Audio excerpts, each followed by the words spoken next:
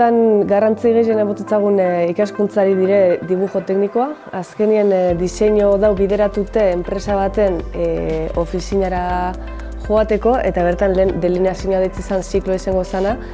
Orduen oso garrantzizkoa da bai planoak interpretetan jakitxie, bai planoak eitzen jakitxie eta gero horrek 3D programatara eramatia. Hori izango zen gehien bat baloretan da, ez da bakarrik itzen dena, baina bai izango zen nire ustez, bai enpresa gehien eskatzen da biena eta gupe garrantzi gehien emote dutzagun asignatura edo ikasgaia.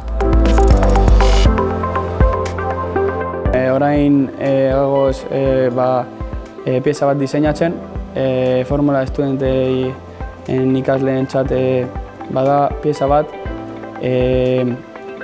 amortiguadoretan doala eta gure erronka da pieza hori gutxiago pisatzea eta errediseinu bat egitea eta horren bitartez hori gutxiago pisatzea. Bai, azkenien erronka bidez lortzen duzuna da bardin ikesten dabiena teorikoki emotie praktikotasun bat errealitatea apur bat gehiago hurbiltzen dana. Nik esango neuke gaur egun ikasle gehiago egongo bazirean lan eukiko aurriela.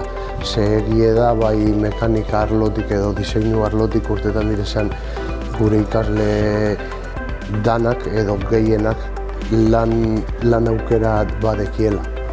Orduen nik esango neuke ni ikasle hoia izinde oso prestatuta irten nintzela eta seguro joan nintzela bere gunean lantokire.